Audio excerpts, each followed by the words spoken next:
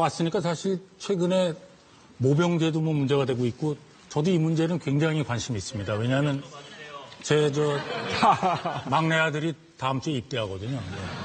그래서 방금 이 부분은 우리 이제 사회자의 질문으로 생각하고요. 이제 모병제가 요즘 약간 이제 그 화두가 되고 있는데 우리 사회가 언젠가는 가야 될 그런 길이라고 생각합니다.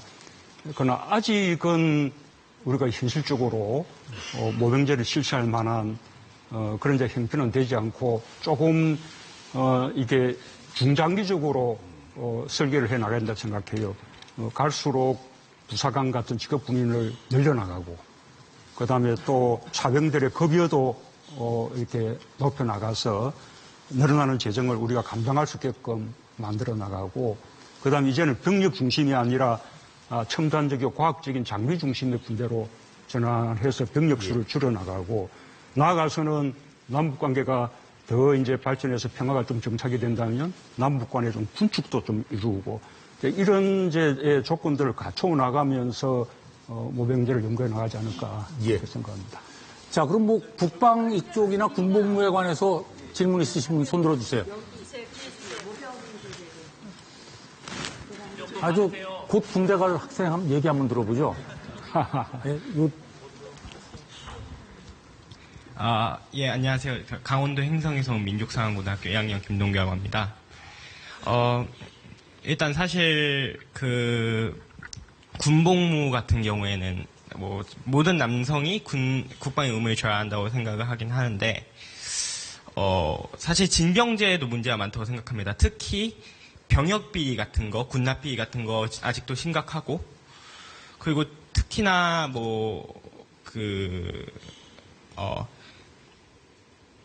모든 군대를 가기 싫어하는 사람, 사실 남자들 중에서 군대에 가기 싫어하는 사람들이 더 많다는 게 현실이기 때문에 이분들이 사기가 사실 떨어질 거라고 생각하거든요. 징병제로 하면은.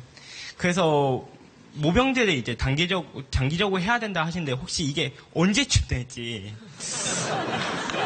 적어도 제가 군대 가기 전까지는 될 수 있는지. 여쭤보고 싶습니다.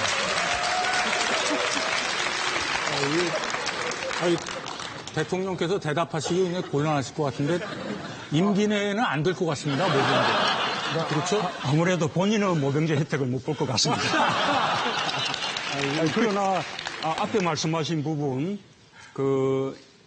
입영에 있어서나 또는 군대 내 보직을 받는 데 있어서나 여러 가지 이제 불공정들을 해소해야 된다는 점에 대해서는 100% 공감합니다. 뿐만 아니라 지금은 군대의 그 보직이랄까 임무가 아주 다양하거든요. 옛날에는 아주 강건한 육체적인 능력 이것이 이제 기본적으로 필요했지만 지금은 전산 의무라든지 레이더 의무라든지 또는 과학 장비를 다룬다든지 이런 부분들은 그렇게 강건한 이렇게 체력이 필요 없는 그런 복무 분야도 많이 있습니다. 그래서 제 생각에는 가급적 모병되기 전까지는 가급적 모든 분들이 이게 군 복무를 하면서 대신에 아까 말한 추호를 높여주고 또 복무 기간은 좀 단축시켜주고 자신의 적성이나 능력에 맞는 보직에 배치해주고 이런 노력들을 먼저 좀 선행을 할 필요가 있지 않을까 생각합니다. 알겠습니다. 자, 이쯤에서 저 모병제하고 국방에 관한 얘기는 그만하고요. 아까 저 빅데이터를 보셨지만 사실 경제 문제하고 검찰 개혁 문제가 제일 많이 나왔는데 그쪽 관련해서 뭐 질문 있으신 분? 예. 뒤에서 굉장히 크게 외치시니까 돌아볼 수밖에 없네요. 예. 자, 질문하시죠. 예. 자기 소개하시고요. 예. 안녕하십니까. 7월 2일 날 뵙고 또 뵙겠습니다. 안녕하십니까. 문재인 대통령님. 서울시 강동 암사동은 1,500명 영세한 가죽 패션 소공인들이 집성소를 이루고 있습니다. 저는 국에서 살면서 한국가죽산업협동조합을 운영하는 고성인입니다. 2019년 최저임금 인상이 대기업, 중소기업, 소상공인을 구분하지 않고 동시에 급격히 인상되다 보니 중소기업이나 소상공인들이 힘들어합니다. 대기업과 중소기업 그리고 소상공인들은 경제 능력과 경제 상황이 다른데 이것을 일률적인 잣대로 정부에서 경제적 킥을 하다 보니 중소기업, 소상공인 그리고 그곳에 종사하는 을과 을의 불신과 경제적 어려움 그리고 서민들의 일자리가 줄어드는 결과가 나왔습니다. 그리고 중소기업에서 준비도 안 된 주 52시간이 내년부터 시행된다면 더욱 서민 경제 어려워질 것 같습니다. 특히 5인 미만 소공인들의 일거리가 없어서 한 달에 반은 공장을 돌리고 반은 쉬는 상태에 있습니다. 문재인 대통령께서는 이것에 대한 적극적인 대비책이 있는지 질문하겠습니다. 마지막으로 대기업, 중소기업, 소상공인의 영역을 법적 기준으로 명확하게 마련하고 700만 소상공인을 위해서 소상공인 기본법을 조속히 제정하여 각 부처에 나눠 있는 소상공인 지원 정책을 일원화하여 기획재정부 또는 국무총리실에 소상공인청을 신설할 것을 문재인 대통령께 간곡히 부탁드립니다. 감사합니다. 굉장히 긴 질문인데 그래도 짧게 읽으셨는데요. 예. 예.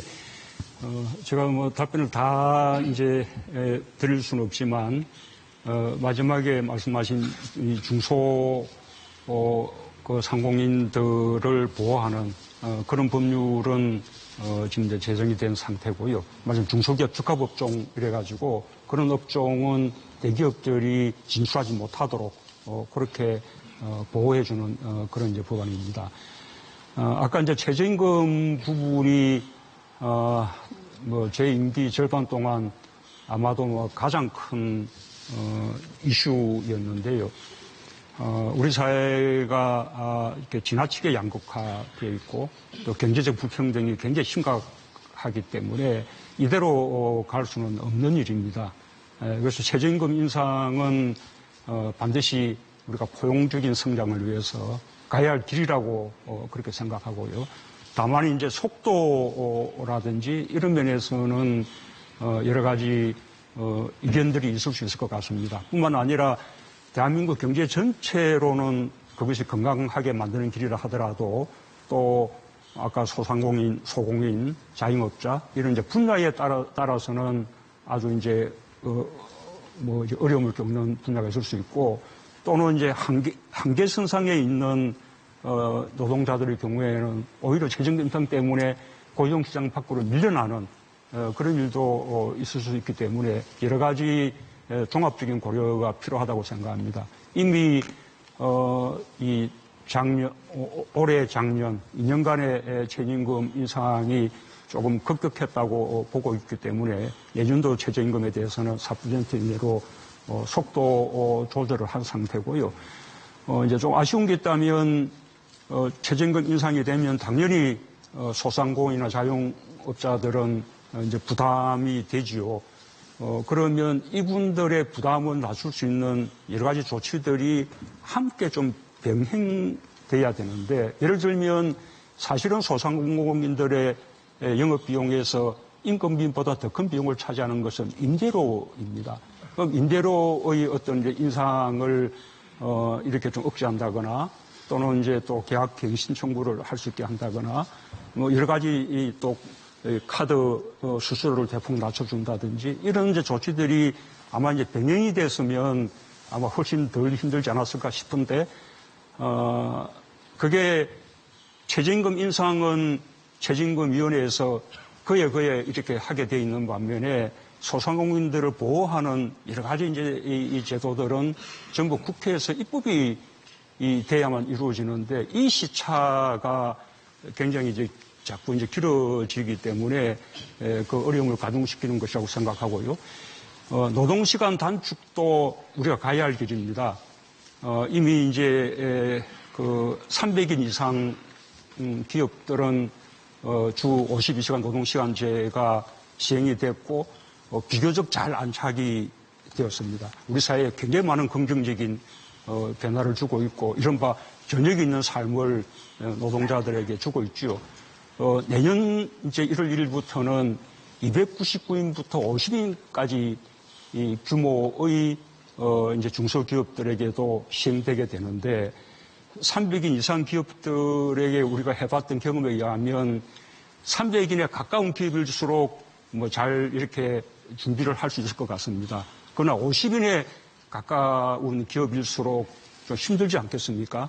이제 그런 부분들을 해결해주는 또 이제 방법이 말하자면 이제 탄력 근로제를 조금 더 이렇게 확대하면서 유형 근무제를 이렇게 좀 더 이제 확장해주는 그게 방법이고, 그게 경사노위에서 또 다 합의가 이루어졌는데 안타깝게도 아직까지 국회에서 지금 입법이 되지 않고 있거든요. 지금 시행일자가 코앞에 다가왔기 때문에 이번 정기 국회에서 좀 꼭 입법을 좀 해주시기를 촉구를 드리고요. 만약에 이제 입법이 안 될 경우는 또 정부가 할 수 있는 여러 가지 이 방법으로 소상공인들의 그 어려움이나 충격을 완화시켜 나갈 수 있도록 그렇게 노력해 나가겠습니다. 자, 예. 자, 경제 관련 얘기 나온 김에 이쪽에 관련돼서 뭐 질문 있으신 분? 아, 예. 예, 얘기하시죠. 네. 마이크 좀 주시죠. 예. 안녕하세요, 대통령님. 록그룹 더크로스 보컬 김영권이라고 합니다. 이렇게 만나 뵙게 돼서 너무 영광스럽고요. 보시다시피 저는 사지 장애인입니다. 하지만 장애를 가진 후에도 국가의 활동 지원 제도를 통해 케어를 받고 사회 활동도 열심히 하고 있습니다. 저와 같은 중증 장애인들의 고민에 대해서 말씀드리고자 하는데요. 52시간 근무제와 연관이 있어서 제가 말씀을 드리게 됐습니다. 내년부터 저희 장애인을 케어해주는 활동 보조사 또한 특례 업종에서 배제되어 주 52시간 근무제가 하게 됩니다. 하루에 3인 혹은 월 4인의 활동 지원사를 구인해야 하는데 저희 같은 최중증 장애인들은 대소변 처리나 신변 처리가 매우 어려워서 한 명의 활동 보조사를 구하는 것도 매우 어렵습니다. 사실 기피 대상입니다. 청와대 청원 게시판에도 중증 장애인들이 이런 글을 쓰고 있는데 중증 장애인의 수가 워낙에 소수이기 때문에 10만 명의 동의를 얻기란 쉽지 않습니다. 하여 그들을 대변해서 청원을 드리고 싶습니다. 최중증 장애인들의 활동 지원이 특례 업종으로 유지되거나 보완할 수 있는 제도가 꼭 필요했으면 좋겠습니다. 감사합니다. 주 52시간이 또 이렇게 장애인들의 고용 문제하고 또 연관이 되네요.